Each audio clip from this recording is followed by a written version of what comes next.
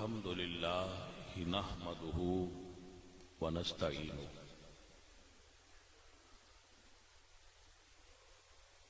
ونعوذ بالله من شرور أنفسنا ومن سيئات أعمالنا ونشهد أن محمدا عبده ورسوله أما بعد فأعوذ بالله من الشيطان الرجيم بسم الله الرحمن الرحيم يا أيها الذين آمنوا كتب عليكم الصيام كما كتب على الذين من قبلكم لعلكم تتقون صدق الله العظيم. عزیزان محترم اہل اسلام، اللہ فرماتے ہیں ایمان والو تم پر روزے فرض کیے گئے کما کتب علی الذین من قبلکم، جیسا کہ تم سے پہلی امتوں پر بھی فرض کیے گئے تھے. اس کی شرح میں علماء فرماتے ہیں کہ روزہ ایسی عبادت ہے جو حضرت آدم علیہ السلام سے لے کر رسول اللہ تک ہر نبی کی شریعت میں فرض تھا. یعنی روزہ ہر نبی کی شریعت میں فرض تھا.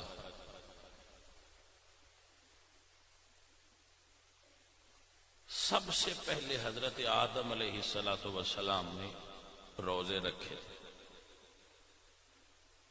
جب انہوں نے گندم کا دانہ کھا لیا تو اس کے اثرات آپ کے وجود پر ظاہر ہوئے. تو جبریل امین نے کہا کہ آپ روزے رکھیں. تو آپ حضرت آدم نے روزے رکھنے شروع کیے تو ان روزوں کی وجہ سے آپ کے وجود سے وہ اثرات ختم ہو گئے. رسول اللہ ارشاد فرماتے ہیں من صام فی رمضان ایمانا و احتسابا غفر له ما تقدم من ذنبہ، کہ جو آدمی رمضان میں ایمان اور احتساب کے ساتھ روزہ رکھے اللہ اس کے پچھلے سارے گناہ معاف فرما دیتے ہیں.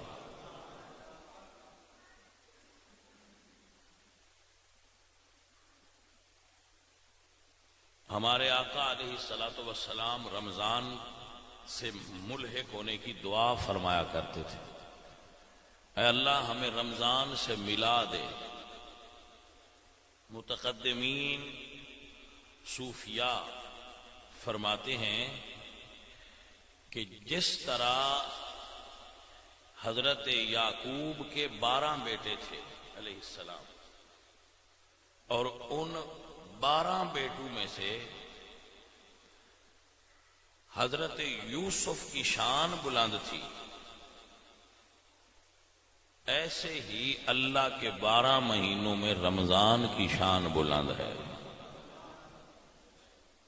تو جیسے 11 بھائیوں نے جو غلطیاں کی، زیادتیاں کی، حضرت یوسف نے وہ اللہ سے معاف کروا دی، ایسے ہی 11 مہینوں میں جو امتی غلطیاں کرتا ہے رمضان 12واں مہینہ یہ اس کی غلطیاں معاف کروا دیتا ہے. میرے آقا علیہ السلام آپ فرماتے ہیں شعبان و شہری و رمضان و شہر اللہ، شعبان میرا مہینہ ہے اور رمضان اللہ کا مہینہ ہے. حضور فرماتے ہیں رمضان سید الشہور ہے، یعنی مہینوں میں سے جیسے عام لوگوں میں سے سید ہوتا ہے ایسے ہی رمضان باقی مہینوں میں سے سید مہینہ ہے، یہ سید الشہور ہے. ہمارے اسلاف 6 ماہ روزہ آنے سے پہلے دعا کرتے تھے اللہم بلغنا رمضان، اے اللہ رمضان کو ہم تک ملا اور ہمیں رمضان تک پہنچا۔ اور اگلے 6 مہینے وہ اللہ سے یہ دعا کرتے تھے کہ اللہ ہمارے رمضان کو قبول فرما۔ تو رمضان شریف میں روزہ رکھنا اور اس پر صبر کرنا یہ اللہ تعالیٰ کو بڑا محبوب اور پسندیدہ عمل ہے۔ یاد رکھیے روزے میں ریاکاری نہیں ہوتی، اس لیے یہ خالصتاً اللہ کے لیے ہوتا ہے، اس میں کوئی ریاکاری نہیں ہے۔ یا اللہ جانتا ہے کہ آپ روزے دار ہیں یا آپ جانتے ہیں، اس کے علاوہ کوئی بندہ آپ کے روزے کی شیورٹی نہیں دے سکتا، کیونکہ آپ اندر جا کر پی لیں کھا لیں کوئی آپ کو روکنے والا نہیں۔ تو یہ ایسی چیز ہے جو اللہ کے، اس لیے اللہ نے فرمایا الصوم لی، روزہ تو میرے لیے ہے اور میں ہی اس کی جزا دوں گا۔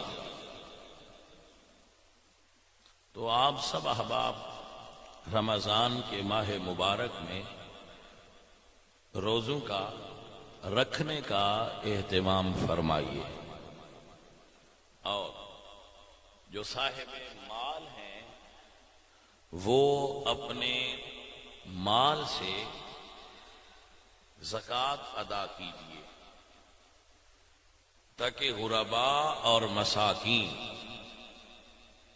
جو لوگ صاحب حیثیت نہیں ہیں، وہ روزہ رکھ سکے۔ اور اگر کوئی معذور ہے اٹھ نہیں سکتا تو اس کو اپنے ساتھ ملا لیں کہ بھئی آپ ہمارے ساتھ روزہ رکھا کرو اور افطار کیا کرو۔ رسول اللہ فرماتے ہیں یزاد فیہ رزق المومن، اس مہینے میں مومن کا رزق بڑھا دیا جاتا ہے اللہ کی طرف سے۔ اگر آپ کسی کو روزہ دار کو پیٹ بھر کر کھانا کھلائیں گے، اس کو روزہ کھلوائیں گے، رسول اللہ فرماتے ہیں کہ اللہ روزے دار کو جتنا اجر دے گا اتنا اجر روزہ کھلوانے والے کو عطا کرے گا، اور اس کے اجر میں کمی نہیں ہوگی۔ مطلب یہ نہیں ہے کہ جس نے روزہ رکھا اس کے روزے میں کوئی کمی ہو جائے گی کسی دوسرے کے کھلوانے سے، اس کو اتنا ہی ملے گا، اللہ اسے بھی عطا فرمائیں گے۔ آپ ایسا کیا کیجئے کہ مسلمان ایک دوسرے سے کھجور لے کر روزہ افطار کیجئے تاکہ اس بھائی کو پورے روزے کا ثواب مل جائے۔ تو عزیزم، یہ خاص مہینہ ہے، تو خاص مہینے میں خاص اہتمام کیجیے۔ رسول اللہ صلی اللہ علیہ وآلہ وسلم اور آپ کے صحابہ رمضان کی آمد کا انتظار کیا کرتے تھے، جی رمضان آ رہا ہے، رمضان آ رہا ہے۔ تو آپ اس کو لائٹ مت لیجیے گا، یہ مہمان ہے اللہ کا۔ رمضان اللہ کا مہمان مہینہ ہے، تو مہمان کی عزت اور اکرام کیجیے۔ روزہ رکھیے، آپ یقین کیجیے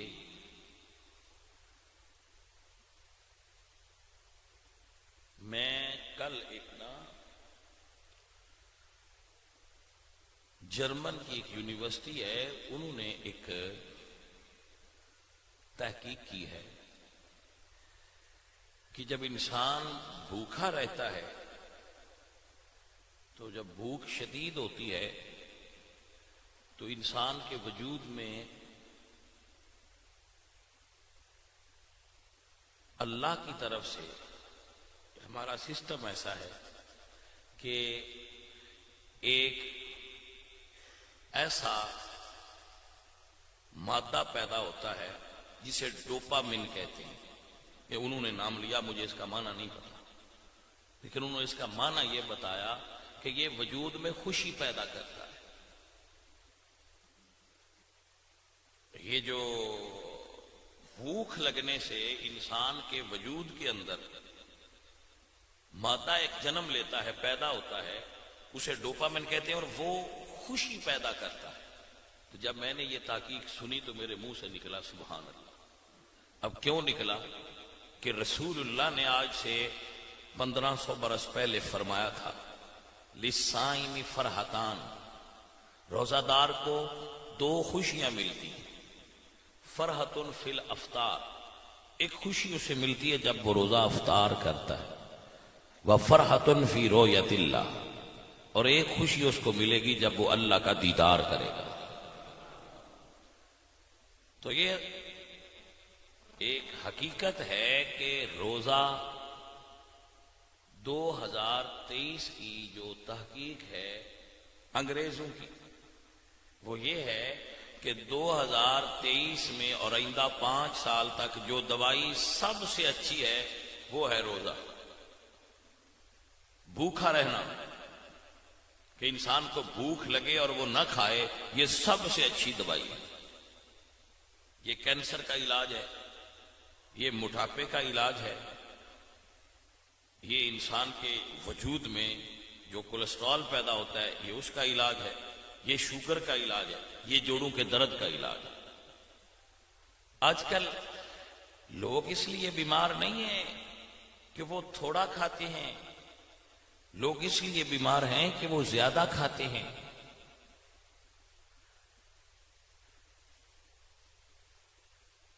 تو حضرت ڈاکٹر کہتے ہیں کہ اگر آپ اپنے پاؤں جوڑ کر سٹریٹ کھڑے ہوں اور آپ کی نظر پاؤں تک نہ جائے، درمیان میں کوئی اور چیز آ جائے، آپ جانتے ہیں نا جب بندہ سیدھا کھڑا ہو تو پاؤں پر نظر نہ جائے تو درمیان میں کیا آ جاتا ہے؟ ہاں جی، تو اگر آپ کا پیٹ پاؤں کے اور آپ کی نظروں کے درمیان حائل ہو گیا ہے تو آپ فیٹی لیور کے مریض ہیں، یعنی آپ کے کلیجے پر چربی چڑھی ہوئی ہے۔ تو آپ روزہ رکھیں گے تو وہ چربی خود بخود پگھل جائے گی۔ اور اب مجھے نہیں پتا کہ آپ اس سے اتفاق کریں نہ کریں، مگر ڈاکٹر کہتے ہیں کہ اگر آپ کا روزہ 14 گھنٹے کا ہے تو آپ 16 گھنٹے کا رکھیں، یعنی سحری سے 3 گھنٹے قبل روزہ رکھ لیں۔ جتنا آپ روزہ لمبا کریں گے اتنا یہ آپ کو نفع دے گا۔ ایک تحقیق ہے، اسے کہتے ہیں آٹوفیجی۔ یہ کیا ہوتی ہے؟ یہ ہوتی ہے کہ انسان کا اپنے آپ کو خود کھا جانا۔ تو ڈاکٹر کہتے ہیں کہ انسان رمضان میں یہ مشق کر سکتا ہے کہ ہمارے وجود کو اللہ نے ایسا بنایا ہے کہ جب ہم اوپر سے کچھ نہیں ڈالتے تو جو اندر موجود چربی ہوتی ہے یہ جسم خود اس کو کھاتا ہے، اسے آٹوفیجی کہتے ہیں۔ تو اگر آپ رمضان میں اوپر سے تھوڑا ڈالیں گے تو یہ آپ کے اندر موجود جتنی چربی اور آپ کے وجود کے اندر کچرا ہے آپ کے جسم کے اندر، ایسے ڈیڈ سیل جو انسان کے وجود میں موجود ہوتے ہیں اور وہ کینسر کا سبب بنتے ہیں، ڈیڈ سیل جتنے ہوتے ہیں ان کو یہ وجود خود کھا جاتا ہے، لیکن یہ تب کھاتا ہے جب اسے بھوک لگے، اور ہماری ابھی اگلی بھوک باقی ہوتی نہیں پوری طرح تو ہم اوپر سے اور ڈال دیتے ہیں۔ ابھی پہلے والی بھوک لگی نہیں ہوتی، ہم اوپر سے اور ڈال دیتے ہیں۔ تو بھائی صاحب، رمضان کی اس نعمت کو غنیمت سمجھیے، اپنا کھانا کم کیجیے۔ یہ جو لوگ بلڈ پریشر کے مریض ہوتے ہیں نا، جن کو ہائی کولیسٹرول ہوتا ہے، ہائپوٹائٹس ہوتا ہے، یہ روزہ ان کا علاج۔ اب میں ڈاکٹر نہیں ہوں، جو میں نے سنا ہے ڈاکٹر سے میں وہ آپ سے شیئر کر رہا ہوں، اور یہ ایک ڈاکٹر کا نہیں، میں نے بہت سارے ڈاکٹرز کے اس پر لیکچر سنے ہیں، اور میں نے اس پر خود تجربہ بھی کیا تھا پچھلے سال۔ یہ 100% ٹھیک پایا تھا میں نے۔ کولیسٹرول دنیا کی ایسی بیماری ہے جس کا کوئی علاج ابھی تک دریافت نہیں ہوا سوائے بھوکا رہنے، اور ہم رمضان میں بھوکا رہ سکتے۔ تو بھوکے رہیے، آپ طاقتور ہوں گے، بھوکے رہیے، آپ کی ٹیوننگ ہو جائے گی۔ کچھ بھائی روزہ رکھتے ہیں ماشاءاللہ، اور وہ شام کو اتنا کھاتے ہیں کہ صبح تک ہوش نہ رہے، اور صبح کو اتنا کھاتے ہیں کہ شام تک ہوش نہ آئے. تو اے بے ہوش بندے، تو نے روزہ رکھا کس لیے؟ روزے کا مقصد تو تھا کہ تمہیں بھوک لگے، تو اس کو لگنے دو. جتنی آپ کو بھوک لگے گی آپ کی طاقت بڑھے گی، ظاہری بھی اور باطنی بھی. اللہ تعالی ہم سب پہ اپنا کرم فرمائے.